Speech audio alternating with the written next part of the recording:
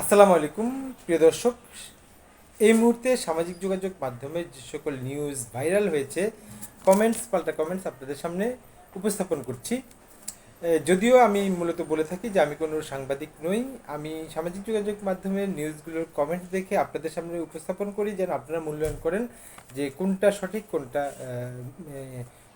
অস্বাভাবিক, অথবা ভুল, কোনটা সঠিক অসঠিক। এর আগে আমি আরেকটি কথা দুঃখিত জানাচ্ছি, আমি এই ভিডিওগুলো আনকাট করি, অর্থাৎ সুতরাং এখানে আমার অনেক সময় মুখে জড়তা কাজ করে। তো সাময়িক এই অসুবিধার জন্য আমি আসলে আন্তরিকভাবে দুঃখিত। আমার এই বিষয়টি ক্ষমা সুন্দর দৃষ্টিতে দেখবেন। তারপরেও আমার কোনো ভুল থাকলে সেটা অবশ্যই আমাকে জানাবেন, আমি সংশোধন করার চেষ্টা করব। প্রথমে যে নিউজটি যথেষ্ট ভাইরাল হয়েছে, যথেষ্ট কমেন্টস পড়েছে, লাভ রিয়েক্ট করেছে, পজিটিভ কমেন্টস পড়েছে বেশি। আর আমি তো সবসময় নেগেটিভ কমেন্টস একটু খুঁজে বের করি, চেষ্টা করি, সুতরাং নেগেটিভ কমেন্টস অবশ্যই আছে। সেটা হচ্ছে যে দেশে ফিরছেন খালেদা জিয়া, রাস্তায় কাউকে না দাঁড়ানোর অনুরোধ জানিয়েছে পুলিশ। লন্ডনের চিকিৎসা শেষে আগামীকাল সকাল 10টায় দেশে ফিরছেন বিএনপি চেয়ারপারসন ও সাবেক 3 বারের প্রধানমন্ত্রী বেগম খালেদা জিয়া। তিনি হজরত শাহজালাল আন্তর্জাতিক বিমানবন্দরে পৌঁছে সেখান থেকে যাবেন গুলশান নিজ বাসভবন ফিরোজায়। সাবেক এই প্রধানমন্ত্রীর দেশে ফেরার খবরে বিমানবন্দর থেকে গুলশান বাসভবন পর্যন্ত সড়কে অতিরিক্ত জনসমাগমের সম্ভাবনা থাকায় সুষ্ঠু ট্রাফিক ও নিরাপত্তা ব্যবস্থার জন্য কিছু নির্দেশনা দিয়েছে ঢাকা মেট্রোপলিটন পুলিশ ডিএমপি। নির্দেশনায় জনসাধারণকে রাস্তায় না দাঁড়িয়ে ফুটপাতে অবস্থান করার কথা অনুরোধ জানিয়েছে।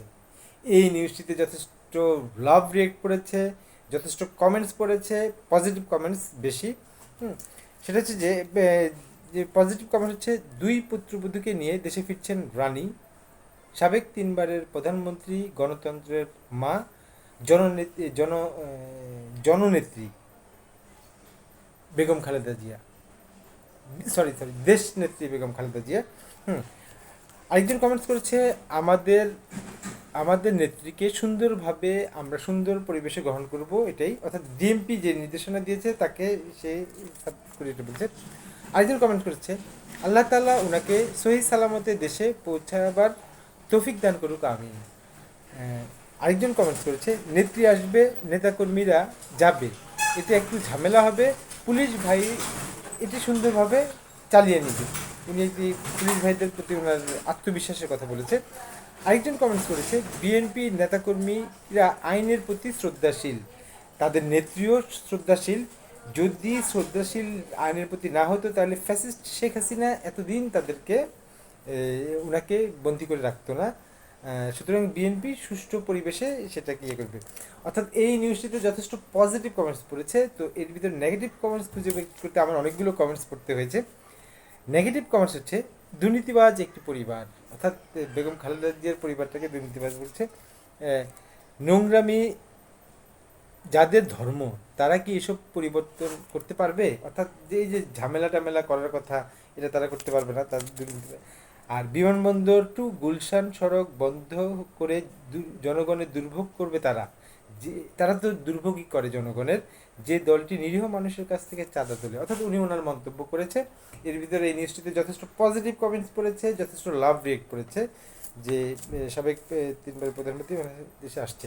আরেকটি নিউজ, এটি যথেষ্ট নেগেটিভ কমেন্টস পড়েছে, কিন্তু খুব ভালো একটা নিউজ, কিন্তু তারপরে এটা নেগেটিভ কমেন্টস পড়েছে। সেটা হচ্ছে যে বাংলাদেশ থেকে আবারও কর্মী নিয়োগ করতে আগ্রহী ইতালি, প্রধান উপদেষ্টাকে মাত্তেও ইতালি বাংলাদেশ থেকে আরও কর্মী নিয়োগ নিতে আগ্রহী এবং দেশটির নিরাপদ অভিবাসন নিশ্চিত করতে ব্যবস্থা গ্রহণ করবে।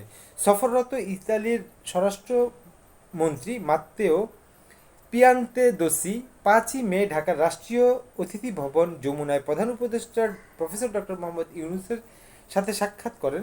এ সময় তিনি উপদেষ্টাকে এই সকল কথাগুলো বলেন। এই নিউজটি যথেষ্ট নেগেটিভ কমেন্টস পড়েছে, যথেষ্ট হাহা রিয়েক্ট করেছে। এর ভিতরে পজিটিভ কমেন্ট হচ্ছে, আওয়ামী লীগকে নিষিদ্ধ করতে সমস্যা কোথায়?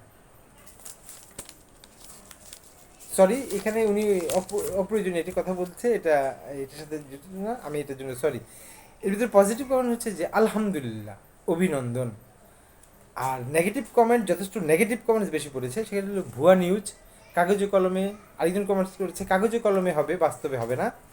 আরেকজন বলতেছে যে রোহিঙ্গাদের ফেরত আনা হবে যেমন তথ্য, ইতালিতে শ্রমিক নিবে সেই তথ্য একই রকম, অর্থাৎ এটা ফুলঝুরি, কথার ফুলঝুরি উনি মন্তব্য করেছে।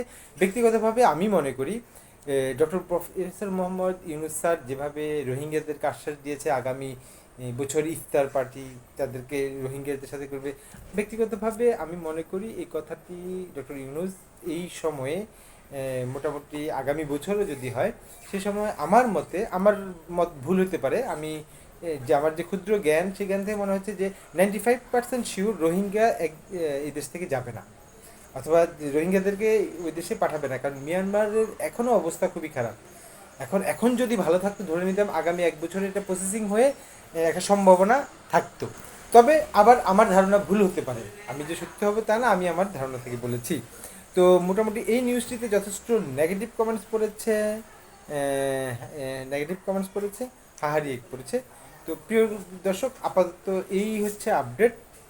আমি সবসময় বলে থাকি আমার ভুলগুলো আপনি ধরে নেবেন, আমাকে সরি কেউ বিরূপভাবে আমাকে বাজে মনে করবেন না, কারণ আমি কিন্তু একটি পক্ষের, আমি নিরপেক্ষ নই। এই আলোচনাতে আমি নিজেকে নিরপেক্ষ রাখার চেষ্টা করি। আসসালামু আলাইকুম।